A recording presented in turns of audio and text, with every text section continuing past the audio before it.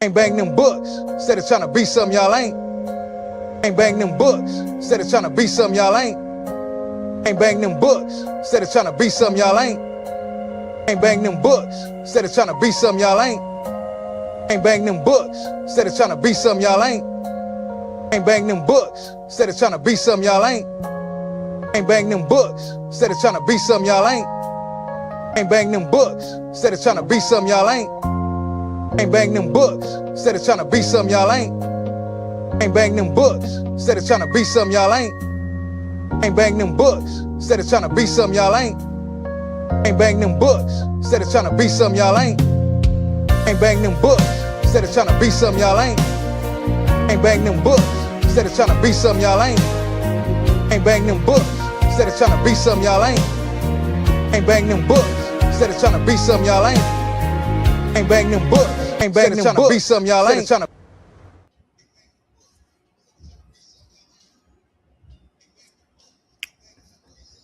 Peace. How is everybody doing? Welcome to Danitepublications. We hope that everybody is well and will be better. We do not profess to know everything.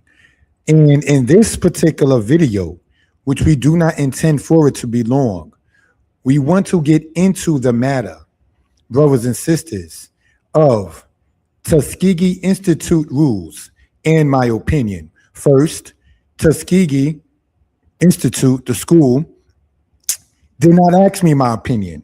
So I am taking in respectful advantage to give my opinion concerning this matter, brothers and sisters, if we will. Shalom, my friend. It's all good. Thank you for joining on with us in this particular case. What we are going to be getting into, if I can be heard well and people in good spirits, please press the number 4. Thank you for that. We again intend to get into this matter. It may seem a little unusual to a certain extent, speaking on this kind of matter at this particular time as a brother, as a Hebrew, and so on. But I would like to state my reasonings for such, okay, in that particular case. And I say this in no disrespect. Thank you for pressing the number 4. My teachings, my presentations, and other things such as my opinions are not camp-based. And what do I mean by that is this, and no disrespect, because I first came to this understanding of visual through a camp. But nonetheless, and it's not to sound disrespectful, you encamp and you journey, like it says in the scriptures. And they journeyed and they encamped. Then they left that camp and they journeyed again. And this is no disrespect intended whatsoever. Every camp I've been to from the age of 2 to the age of 20 has definitely molded me to be the brother who I am in this particular case. Any faults, any negative matters, I take on my own, not blaming any camp. And so now, as we get back into the matter of the Tuskegee Institute rules, in my opinion, let me say this. They did not ask me as stated my opinion. And in not asking me my opinion, there's only but so much that anybody on the earth may really care about. But let's see what we can ascertain in this particular case, if we will. We want to share the screen, if we will, in this particular case. All right. You may see that there's some articles on the top that we care to sit there and endorse and get into. Thank you for that, family. All right. So let's see again what we can ascertain in this. We're going to pull up the PowerPoint and look at it from this manner. All right. Danitepublications. Our telephone number is 908-587-4841. And I'm asking you to subscribe. Tuskegee University's new rules, in my opinion. I hope you all comment, like, share, and subscribe. Thank you for that. To the people who have subscribed and click like, I appreciate that as well. Now, this here is a picture of Tuskegee University, founded in 1881, actually July of 1881, brothers and sisters. And it is a school that is based in Alabama. All right. So just want to point that out for, say, reference purposes. Thank you for that. Tuskegee University points of distinction, and I got this offline. It says, number one producer of African American aerospace science engineers in the nation, the only HBCU, historic black college and university, to proudly offer ROTC programs for all branches of the U.S. military, including the Space Force. A leading producer in a country of African American engineering graduates in chemical, electrical, and mechanical engineering. The top producer of African American PhD holders in material science and engineering in the US, produced more African American general officers in the military than any other institution, including the service academies. Now, as they speak upon their accomplishments, I would like to say this. It doesn't mean that they're arrogant. It does not mean that they're belligerent. It does not mean that other schools have not done great things, good things, accomplished things. But let me say this while reading these accomplishments of this school. A hater, the mindset of, as we've been talking on and offline, the Pookie and the Ray Ray and the females who support them will sit there and try to actually be humble. You sound arrogant. No, it's not the case. Just as much as when you state your credentials on a resume, it doesn't mean that you're arrogant. You understand? But I've heard a saying from a person, and that is, state what your goals are so you can see who your haters are. And that's something that hit me. A lot of times people say, don't let your left hand know what your right hand is doing. So just move in silence, accomplish things while in silence. But I'm not saying that's never a good idea. However, what I have also heard is to state, if you care to, your accomplishments, your goals, your ambitions, so you can see who is for you, who is not for you. We spoke the other day or the other night about people who have the mindset to drive in front of you and then start to move slower. Time wasters, energy vampires, if you will. Separate from your enemies and take hold to your friends. Take heed to your friends, separate from your enemies. All right, so let's look. The largest producer of African Americans with bachelorette degrees in math, science, and engineering in Alabama. The only historic black college or university with a fully accredited college of veterinary medicine that offers the doctoral degree and produces over 75% of the African American veterinarians in the world. The only historically black college or university in the nation designated as the location for National Center for Bioethics and Research and Healthcare, the first nursing bachelorette program in Alabama and one of the oldest in the United States. Goes on to say, originator and producer of the famous Tuskegee Airmen in partnership with the U.S. Army Air Corps, producer of the first African-American four-star general, General Daniel James, also called Chappie, producer of the first African-American winner of the National Book Award, Ralph Ellison, for his book, Invisible Man. The only college or university campus in the nation to be designated a National Historic Site by the U.S. Congress, a Center for Plant Biotechnology Research, which is training U.S. scientists and students, as well as scientists from Ghana, China, Nigeria, South Africa, Uganda, Egypt, and Tanzania to continue work of Dr. George Washington Carver and today's cutting-edge science and technology.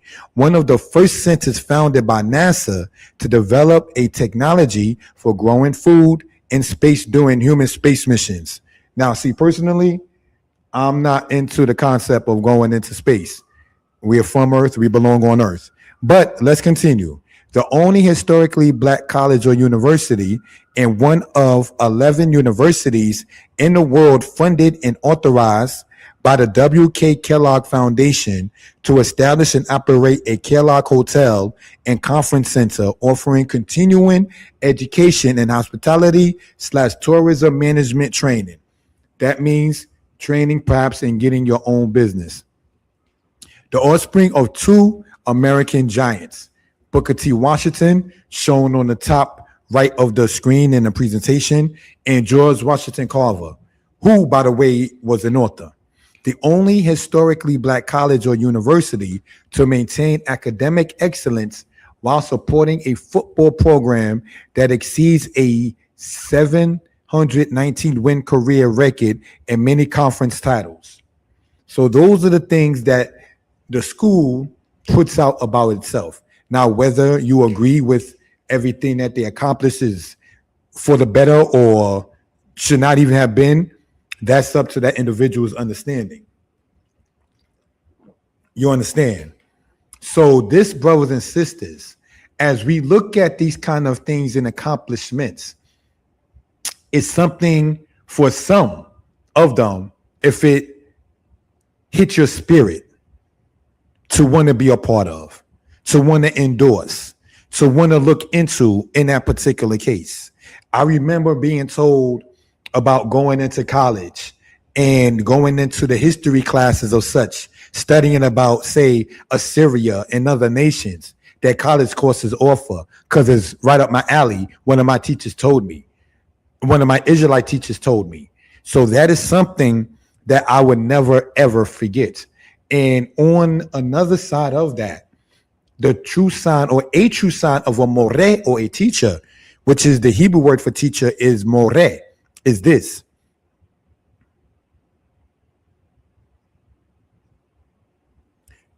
My first Israelite teacher, may he rest in peace, was named More Yosef. And what I'm going to say is in no way, shape, form, or fashion against the man at all. He generally taught us the Torah only. That is to say, from Genesis to Deuteronomy. Then we'll go back to Genesis and read to Deuteronomy. Generally throughout the year after year, you may say then. As time went on, having the Tanakh, the Old Testament myself, I began to read outside and after the book of Deuteronomy. And I read in the book of Samuel about the Philistines. And I heard of the Philistines in the scriptures already. I knew about David and Goliath was a Philistine. But prior to the timing of David, the Philistines had stole the Ark of the Covenant that ancient Israel had. Now, having been taught from Genesis to Deuteronomy, we went over Exodus where it speaks about the making of the Ark of the Covenant. So I remember asking a more there, may he rest in peace now. I was saying that I was reading and I read that the Philistines stole the Ark of the Covenant and that the Israelites later got it back. And he said, yes, that is true. And I remember this particular teacher looking at me. If I can be heard well and people in good spirits, please press the number 4. So this is a punchline that I will never forget. He said to me, I was 10 years old. And he said, knowing no disrespect, that he did not teach us about the Philistines stealing the Ark of the Covenant. If he talked about it, I was not there that day. He said, after I told him something that he knew he never taught me within the scriptures itself, he looked at me and said, keep studying. To me, that's the sign of a teacher. Not you stay under me. Don't go outside of my realm. That's not teaching. That's training for cult. And there is a distinct difference, say, between the two. There are some, and I hate to have to say it, black people, that want you to do well, but don't want you to outshine them. And once they see themselves not outshining you, they feel intimidated, which is a weak character. Because again, a true teacher wants you to shine as his or her student. I state again, as his or her student. What do we mean in Israel saying, oh, a woman cannot teach? What are you talking about? It says in Proverbs 31, thank you for pressing the number 4, my brother. It says in Proverbs 31 about the virtuous woman, the law of kindness is on her tongue. If it says about Torah is upon her tongue, and Torah, we say law, but truly means teaching. That means the teaching of kindness is on her tongue. So with that being the case, how can we think that a woman cannot teach? We need to leave the doctrine of the no man matters alone. That's not Israel. That's more Greek. Okay. So when we start looking at, say now, some of the accomplishments that the university has put out, right? We're speaking about healthcare, veterinarian, those who are into the military, and so forth and so on. Those are good things.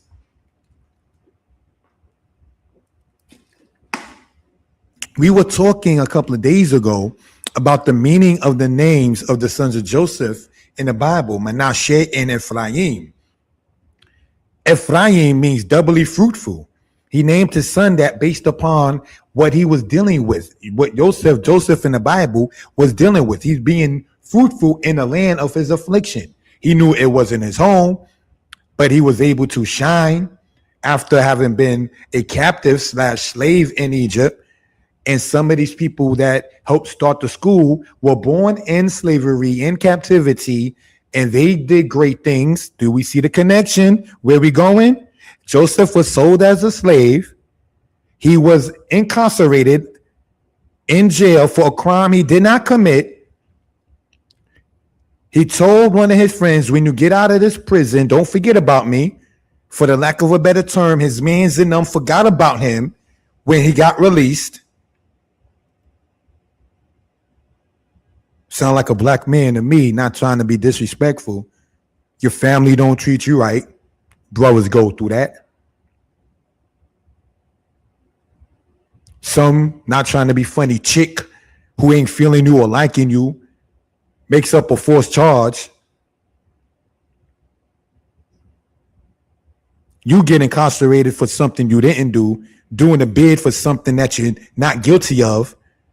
And then your mans forget you, whom you helped when you was in there. Yeah, who that sound like? Who also went through things like that? For those who do know, say the story in that particular case. So now when we see Joseph come out and he's doing great things, helping the people regarding food, like we was talking here with something about providing food and so forth and so on. Those are things that we accomplished less than 100 years after being in stone cold captivity. In Alabama, one of the Confederate states that succeeded from the Union. No, I stand corrected. Let me not lie. In that case, one of the Confederate states that joined up with the Confederacy that was a slave state, because Alabama was never part of the colonies, say, in that particular case. So that's something in regards with that.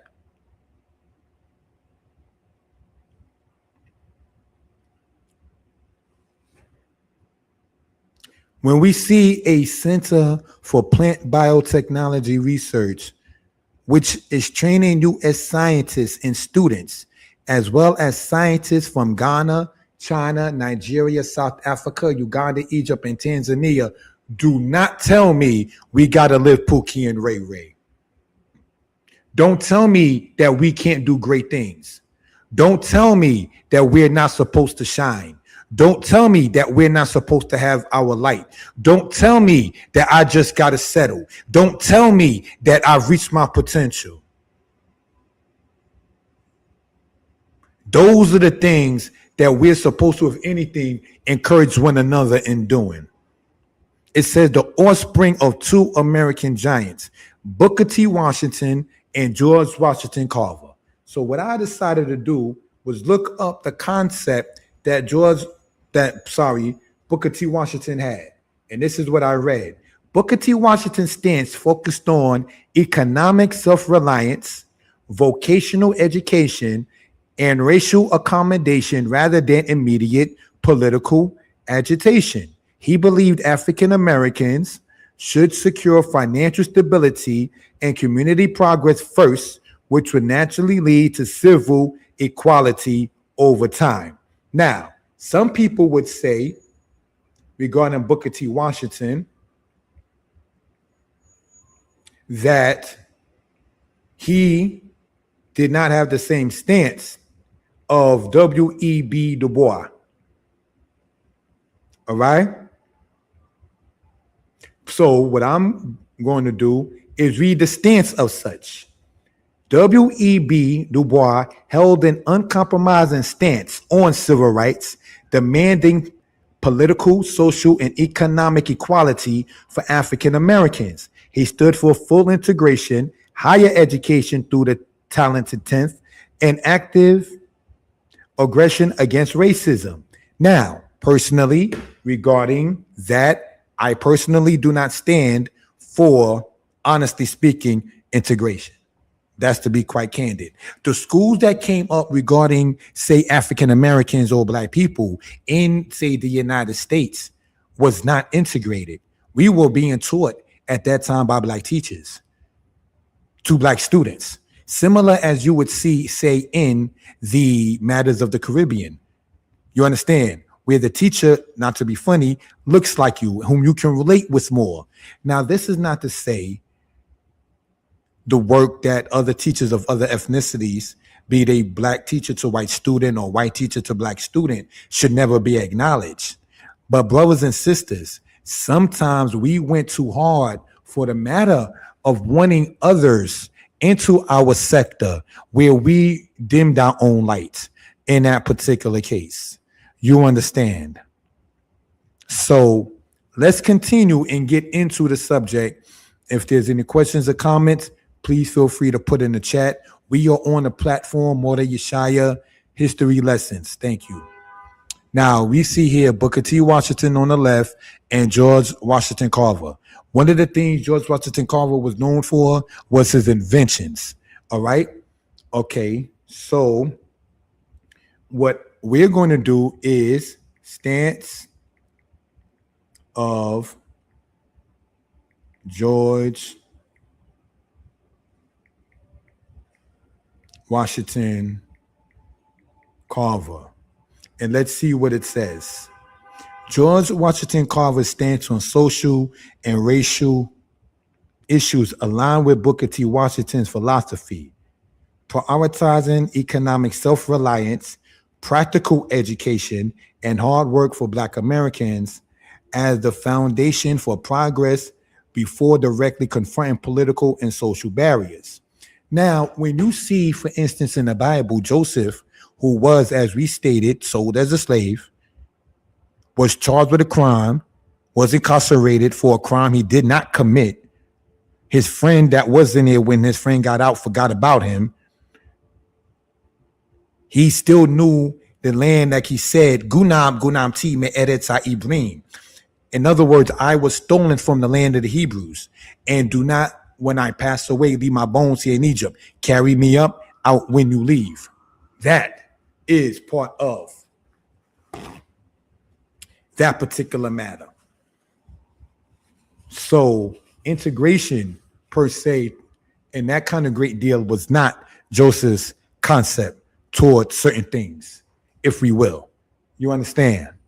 So George Washington Carver, as stated, was also into the matter of inventions, if we will. All right? So let's look, family, if we will.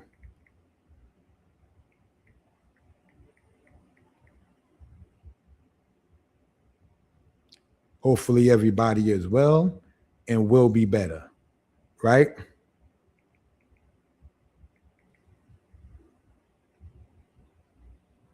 Oh, I stand corrected. The Miseducation of the Negro was written by Carter Woodson, not George Washington Carver. I stand corrected for those who were listening earlier. Something told me to look it up again. Thank you for that, family. All right, let's look at this. A Hebrew speaks on the matter from a perspective about Obama. Now, what brings us to this before we get into that particular slide is this. We're going to look up certain things, if we will, right? Tuskegee University dress code. And let's see what it says in HBCU buzz. All right, if this can be seen. Yes. Tuskegee University dress code bans, bonnets, do-rags, and bedroom shoes. It goes on to say this. Tuskegee University just rolled out a strict new dress code, and it's already sparking debate across HBCU, which means Historic Black College and University, social media. President Dr. Mark A. Brown announced the changes in a letter to parents of incoming students. The Tuskegee University dress code bans bonnets, do-rags, and bedroom shoes in classrooms and the cafeteria. It also tightens rules around attendance and cell phone use. Now, from what I have read about this is that they didn't want the students to use the cell phones during the class time. I have a cell phone. I have been in college. I have taught in a college. It was already known from school before cell phones became popular to not disturb the class.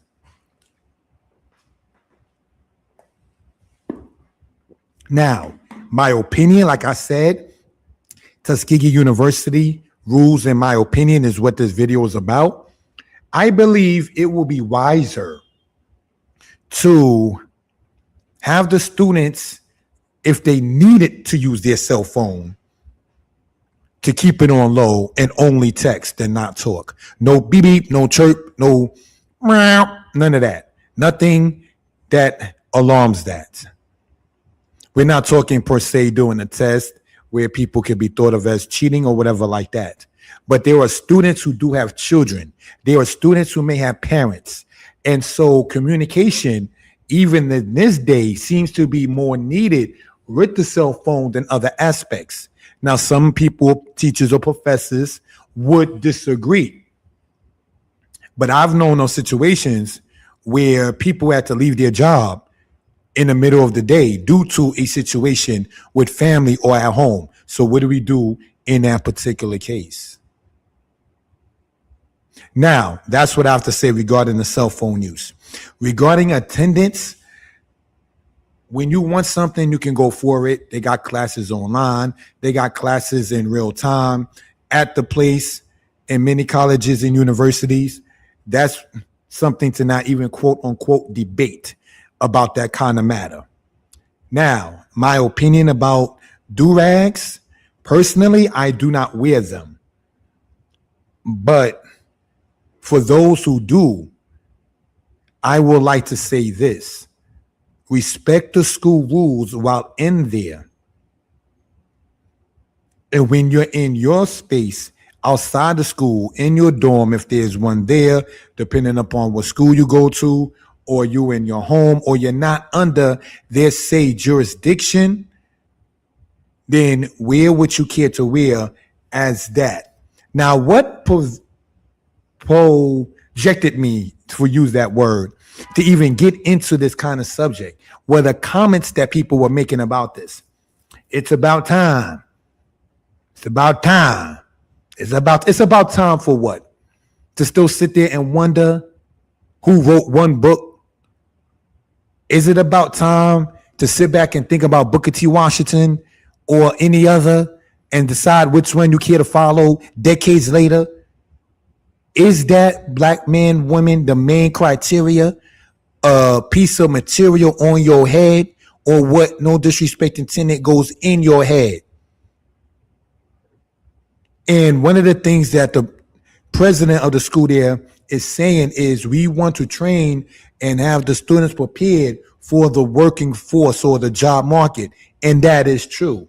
But there are, at the same token, different kind of jobs that require you to dress a certain way. You understand?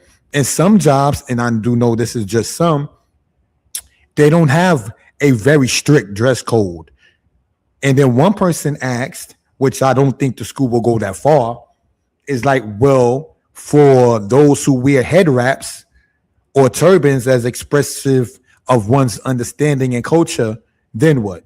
That's not essentially what the school is saying about quote unquote religious, which we understand as Israel, as cultural, but some may say spiritual attire, or attires regarding one's spirituality or culture is not what they're saying. But are they saying that also? Because you can say a do-rag represents a certain kind of culture. Some people wear it to keep their waves in their hair and so forth. And dealing with the heat in the South, it can damage, say, hairstyle. So do they want to tell you per se how to wear your hair as well? So now let's look at it when it says in bedroom shoes. Okay, may not want to sit there and have those slippers in that kind of situation. But if they're coming from the dorm or if they're coming from home or wherever and they're comfortable with it, maybe running late, I know that's a far stretch. Should they be turned around because of that? Now, I'm leaving the bonnets last because of this. I am 46 years old. I remember seeing women walking in the 1980s with rollers in their hair in the street.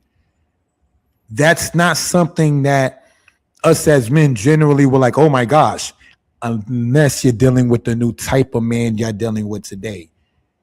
The so-called uppity one, if you will.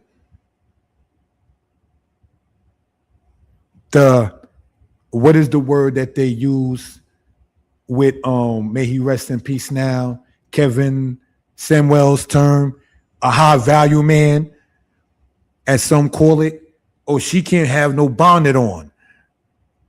Since when, no disrespect intended, did men really care about that? Men in the comments were very much like, yeah, she shouldn't wear no bonnet. Well, then, bro, if you feeling that much about it, start a line of clothing that she should wear so we can have more reason to not support those who shot and was acquitted of assassinating / murdering the young black man that was 14 years old by the Oriental Chinese dude when he thought that he was going to try to rob him, and then he was acquitted of the charges. Why won't we think to establish more of our kind of say business as opposed to saying it's about time she ain't wearing no bonnet? Where is the matter of a man thinking on what a woman wears when, one, she's not your lady, not your daughter, you don't buy her stuff, and I don't mean to be cynical in this, but some of the comments from the men were basically like, yeah, get it together, sisters. So if she takes that bonnet off for whatever reason, has her hair quote unquote done, since when did we as men think about a woman getting her hair done? And I don't mean to be funny in that. Since when was that our top priority regarding ladies? Was it not trying to be funny, respectful, can cook, clean, and other things we shouldn't talk about online, but adult talk?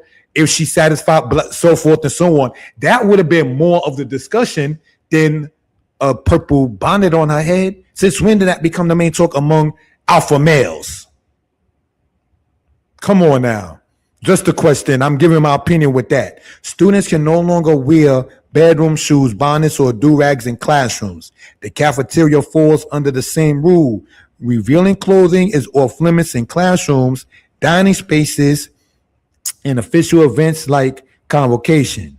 Business meetings call for business suits and appropriate shoes. Faculty can enforce every part of the policy, which means now that you're giving faculty more responsibility.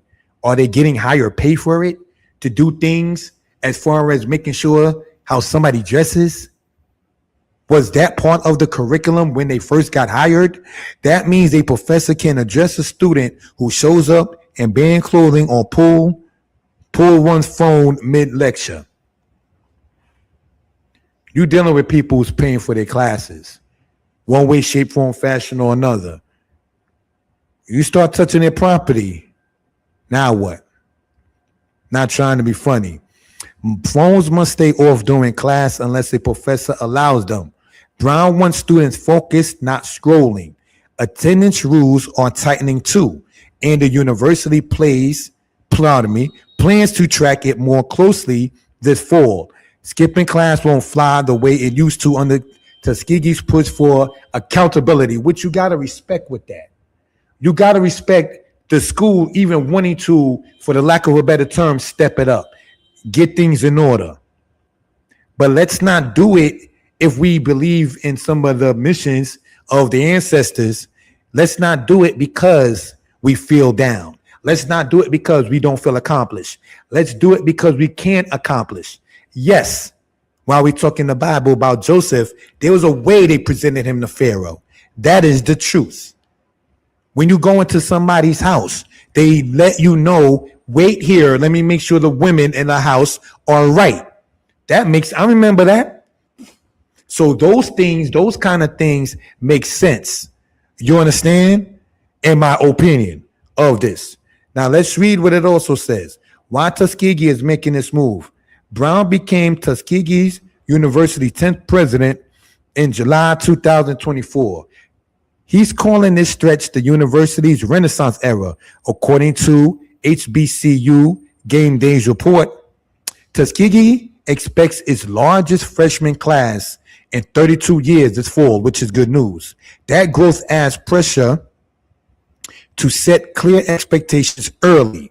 Brown frames the Tuskegee University dress code as a career prep, not punishment. He argues employers judge first impressions fast. Very true.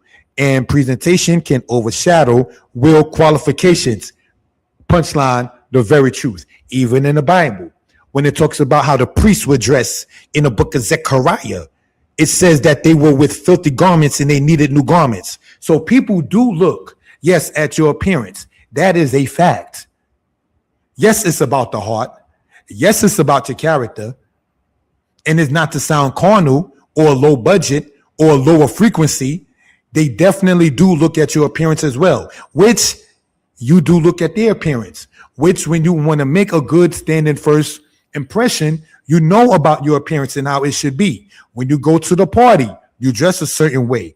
Interview, dress a certain way. Presenting yourself to your children, a certain way. Presenting yourself to your parents, a certain way. That argument taps a long-running HBCU debate over respectability politics. Now, here is to my opinion. If you're in the school, and I don't mean to be funny, would anybody who is in the school as a student who has a problem with that have a problem if it was not a black university?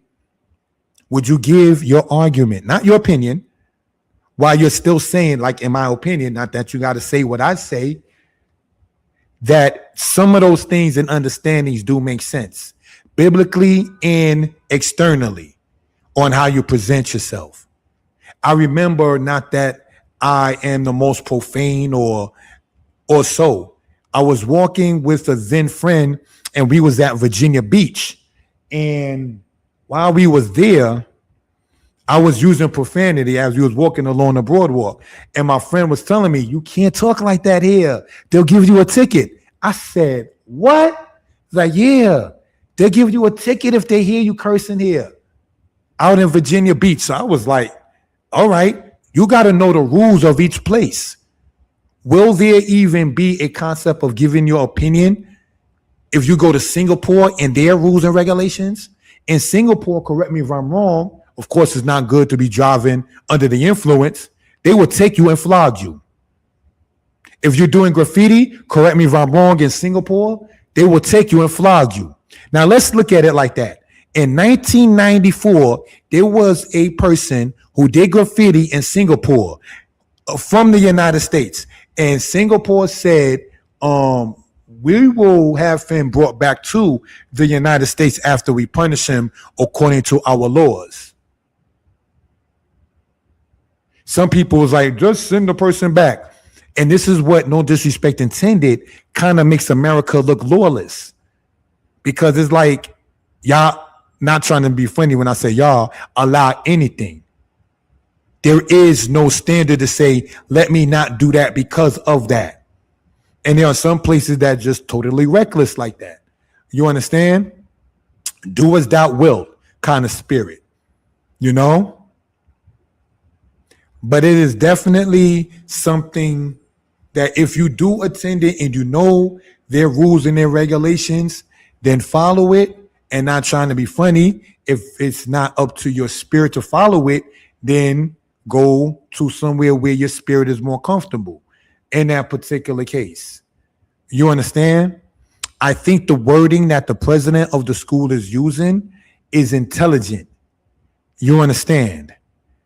What I disagree with now is the concept of taking somebody's phone when you don't know that person's situation. Should it be a rule where you go outside the class because you might be dealing with something that's personal, but that is important? Just throwing that out there. So that's what we had to read about that in that particular case. All right.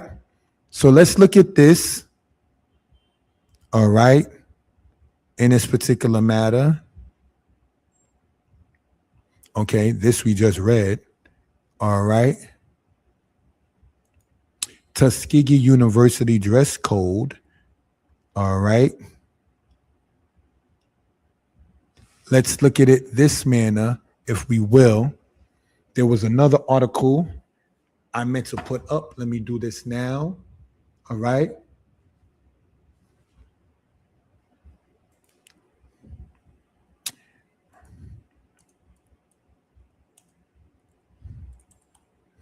Now, here is something about Obama, who was the president some time ago, and a controversy regarding his tan suit.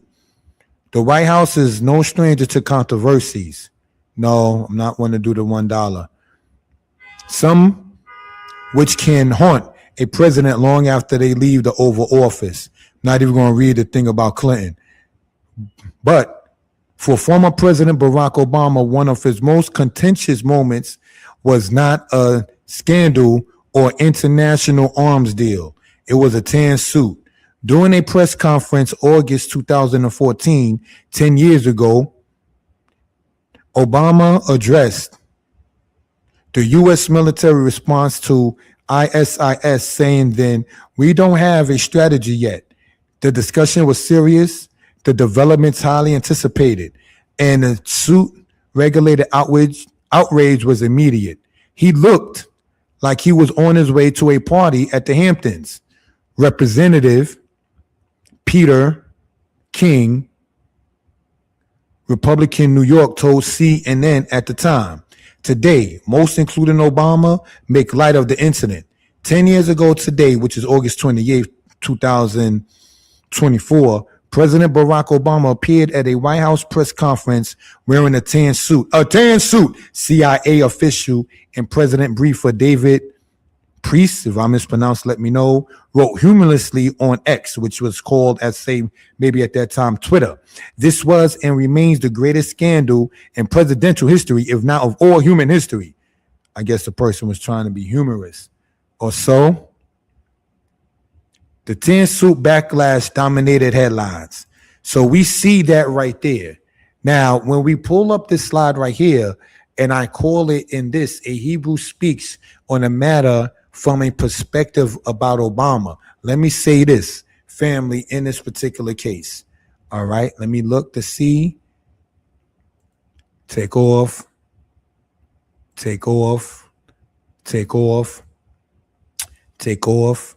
And for those who do know, one of the big things with me is audio. And much respect to my brother in spirit, my older brother in spirit, it's all good. Once it comes down to dealing with the audio, he's also helped me out, all right, as far as advising and so on. So let's look at this, family.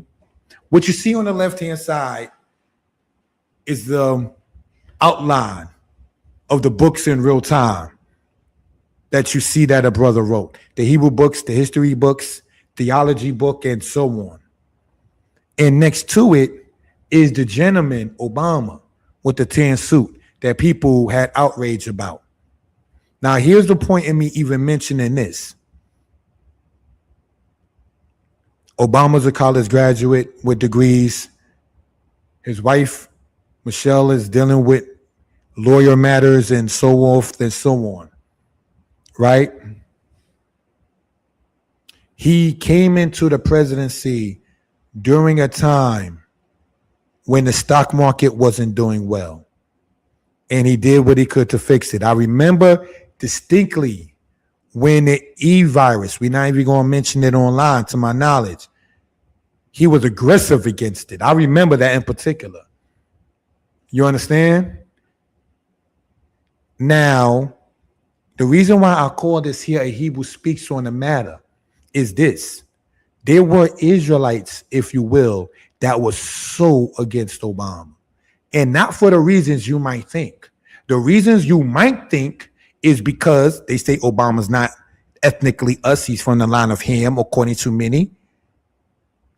Others will say, and I agree with this one, you quote unquote justified for people to do legally what's always been wickedly in sexual acts.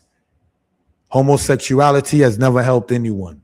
Making it legal does not benefit anybody at all. Just as, not trying to be funny, we did a video and talking about health, and I'm not a doctor, but we did a video and the guy was saying pork tenderloin is good for people with diabetes. No, it is not. And one of my close friends in spirit is so good, not to expose a convo, was saying that idiot wants to keep people sick. You understand? So that's something, say, to point out in that particular case. Now, on the platform, online, and in one's real life, the act of sexual activity that is not heterosexual between two grown people is not endorsed on Danitepublications. You understand? You're not going to find one teaching, no disrespect, any kind of homosexual matter as legit or clean and so on. Man and man, or women and women. It is not lawfully right in Hebrew culture for a man, if he is polygamous, to have sex with both of his wives at the same time. That is not permissible in the Hebrew culture. You understand? So this is something that we care to bring out in that particular case. So that is one thing for sure that no in that particular matter and so forth. Now, to the people who would say Obama didn't do for black people, and I say in no disrespect, presidents of the United States run a company. The United States of America is a company where the president, the vice president, and the Congress serves as a board of directors. According to international maritime law, every company must have that. In America, the United States of America is not per se a country as much as it is a company. So when we sit back and see Trump not even, quote, doing anything for white people, and he doesn't, most of the people that's at the No Kings rally are white people. Most of the people who's happy that his name was taken down off the Kennedy thing were white people. Most of the people talking about go out and vote during the midterms are white people. You understand? So granted and understood, Obama did not per se, quote, do anything specifically say for black people on, say, a grand scale.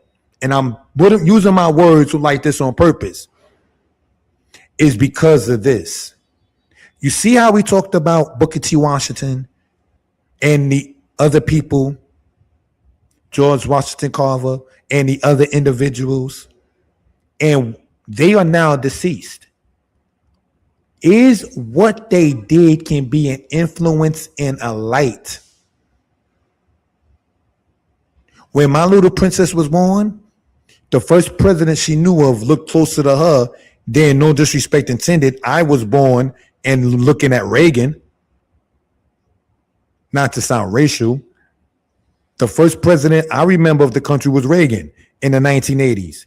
The first president she remember is Obama. She's born in a different kind of mindset. Perhaps even say with that. Do we forget that Obama said everybody will not like the decisions I make? I remember him saying that. But it seems, no disrespect intended, what I've observed with some, say, black people, it is their intention to, hell, massa, I hate too. Like you gaining something, say in that particular case. Like you're winning something, say in that particular case.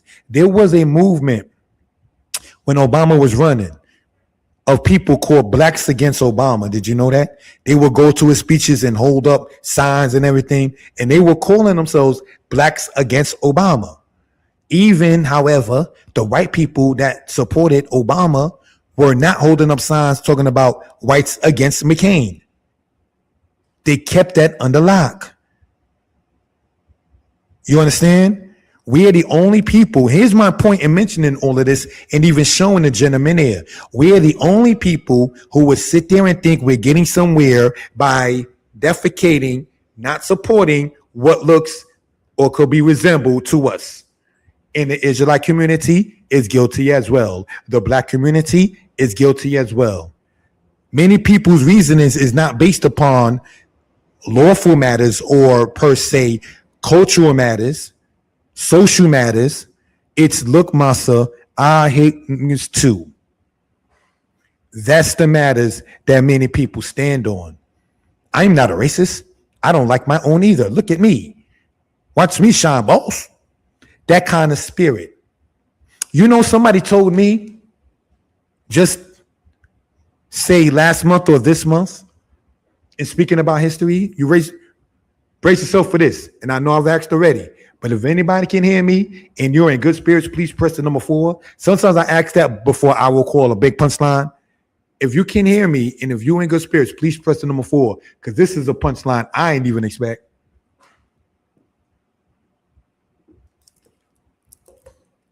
Sorry about that.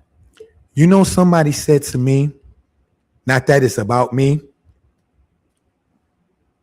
all the time. You're always talking about yourself. It was not presented as so. But somebody said to me about me, so you think our people became intelligent with your books coming out? I was like, what? I would like to think so. That increase the knowledge and intelligence, yes. I would like to think that the books a brother wrote that you see on the left-hand side in part is a benefit to our people. I do believe that. I do hope that. I apologize if others have not trying to sound arrogant, reach their potential, seen their potential, seen their light, didn't want to be the male or female version of Pookie and Ray Ray, chilling and everything, all good money, that kind of spirit. That if you are female, not trying to be disrespectful, like Lauryn Hill said over 20 years ago, N-words are effing up and you still defending them. That's not healthy in any kind of relationship. You understand?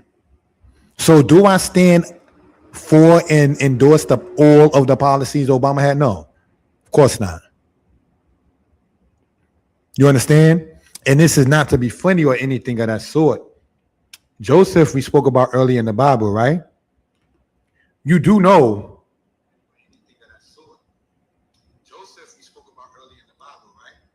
Joseph worked for the Egyptians or worked in the land of Egypt. You do know homosexuality was not banned in Egypt. You do know that, right? Now, whether they say the contentions of who they call Horus and Set exists or not as a story, that's a whole other subject. You understand? But when you sit there and you read some of their creation stories, and one self-engendered the earth into being, we know what that's talking about. When you read in the coffin text or the pyramid text of ancient Egypt, when you read per se in the Ebers Papyrus and what it talks about within ancient Egypt in certain quote said acts, when the Egyptians said goddess of Egypt, Hathor, and what she and her said father in Egypt did is something a daughter and her father should not do. So now looking at that, brothers and sisters, and we know as Hebrews, as Israelites, that Joseph was in that society, but he did not endorse it. He did not encourage it. The names of his children showed you he knew where his mind was in culture. That wasn't a secret.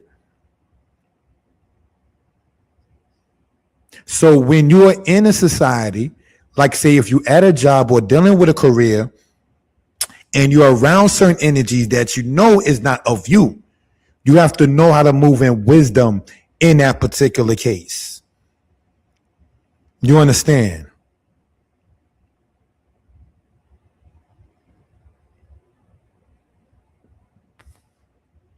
America praises the pyramids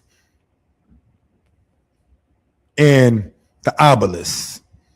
There's one in DC, an obelisk.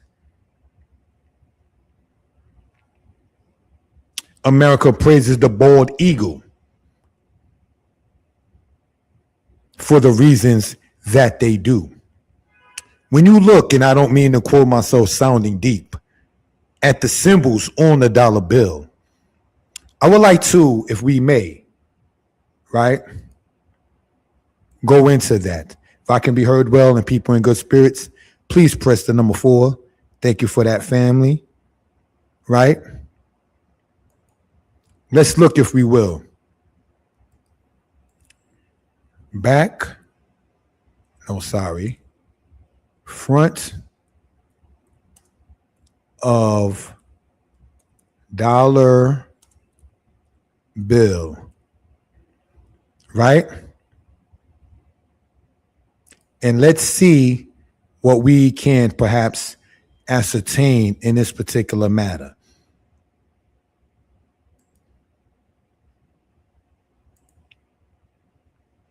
Thank you for that, family.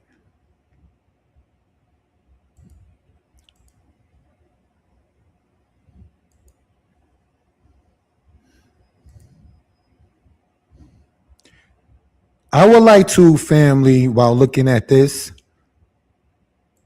not trying to call myself sounding deep, if we will, right? If we take this and see where the pen is going, circled in the red, can we see that? Press the number 5 if you see that, where the thing is being circled in the red, family, for those who are online currently. By the curvature, we're on a matter speaking about the dollar bill, the top right side, where you see the thing there being circled in the red, right? Okay, maybe nobody online currently, but let's move on, family.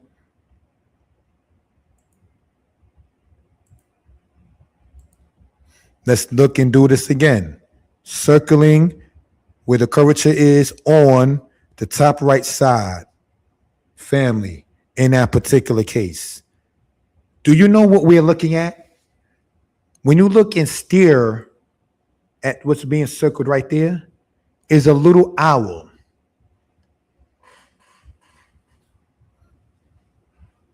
That little owl on there represents, according to many, Bohemian society. For those who do know, during the summer, politicians go to the place called Bohemian Grove in California and do all kinds of stuff. Bill Clinton was asked about that, and he said that's what Republicans do. Maybe he was playing party lines. He didn't deny its existence, But that's what that owl that you see there circled on the top right side on there represents, brothers and sisters, in that particular manner. All right. Now let's also look with the timing allotted family, right? If we go here, or to backside of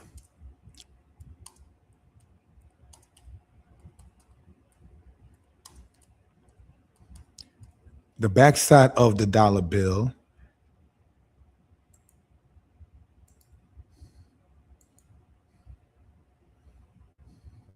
sorry about that.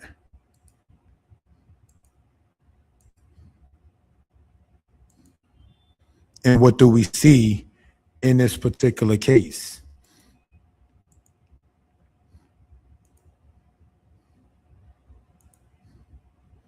All right. You may notice, family, right? If we were to look at the get the laser pointer, there are 13 layers to the pyramid. Remember, we talked about America loving the pyramid. Now, I've heard different things about what they say this eye represents, but there are 13 layers to the pyramid. There are 13 arrows, 13 berries. There are 13, whether you say, because we here at Danitepublications don't claim that as the quote unquote star or shield of David, but there are 13 of them. There are 13 arrows, 13 berries on there, and 13 layers to the pyramid. Now, according to some, the 13 represents the 13 colonies. I've heard it said that the 13 represents Jesus in the 12th. I've heard different aspects of what people say the 13 matter is in that particular case. Now, the words that you see above the pyramid, there is Latin said as Inuit coeptis. Inuit coeptis in Latin means our project is crowned. Our project is in success. Now, according to that, what then is that project? Novus Ordo Seclorum, which is said to be meaning the new order of the secular world or the new world order in secular matters. So if this is, as stated here, the United States of America, I thought it was a part that said the Great Seal of the United States. But anyway, my friends, let's look at this on the left-hand side again, and we care to point something out as well.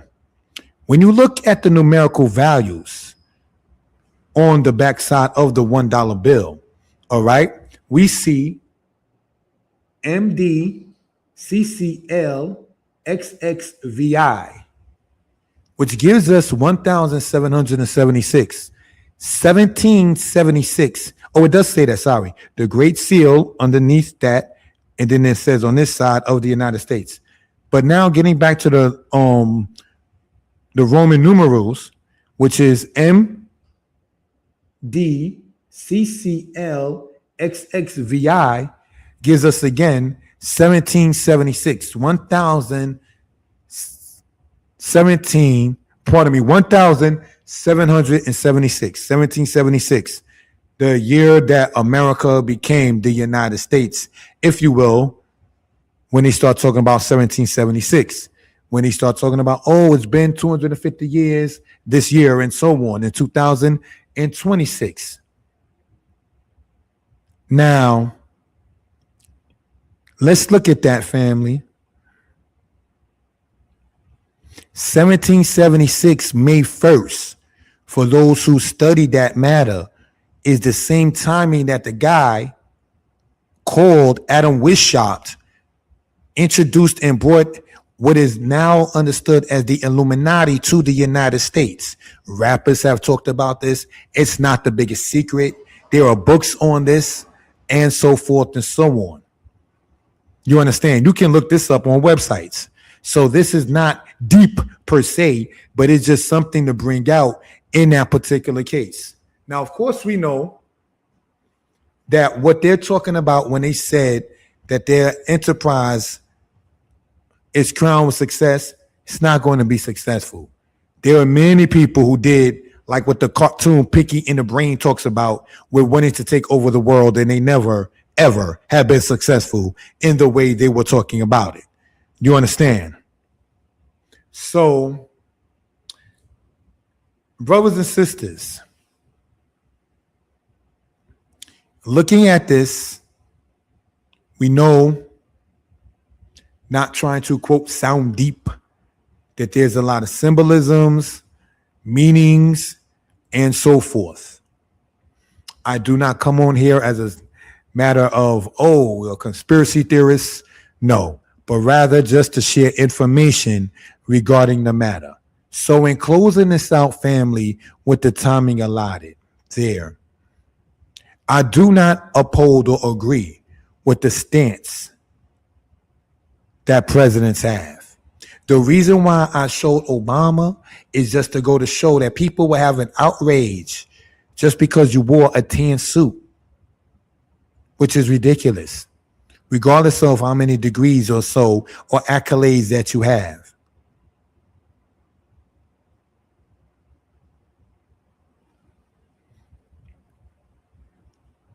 There are those who will like you and those who will dislike you. Come say with the territory. Speaking as the house of Israel, Joseph was a deep person, a great person for sure. And he happened to have ruled a viceroy matter in a society that definitely were doing things that he was not for. So we should not perhaps run from the concept of being in quote unquote politics, knowing what we know and how it can be not the bad influence, brothers and sisters.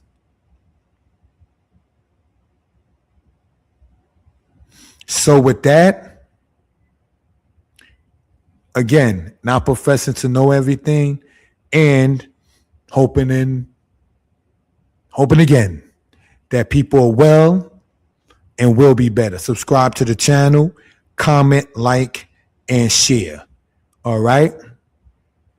Check the description. There's information regarding the Tuskegee thing. Oh, and let me say in closing out, my opinion ultimately about this is that first, in fact, nobody asked me my opinion. Certainly Tuskegee did not ask me my opinion. But having been a student and having taught in the college and having certain kinds of items of clothing, respect the rules that they have. If the Tuskegee school is for you, shine in it. Jobs do have matters of attire, some uniform, some not.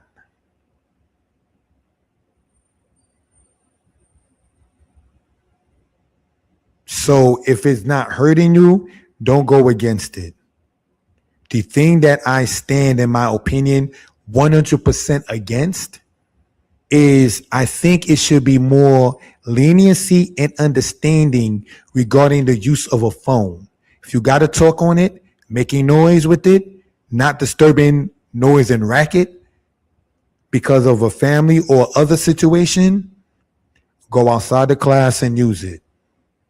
I cannot see the wisdom in accepting money in the bursar's office, the school's bank office, and then telling a college student paying his or her own bill, you're going to take it. When the student, if the rules can be applied, is not being a nuisance with it. That's what I got to say about that. All right. So, men, stop complaining about a woman's bonnet. It's senseless. You understand? Get her hair done.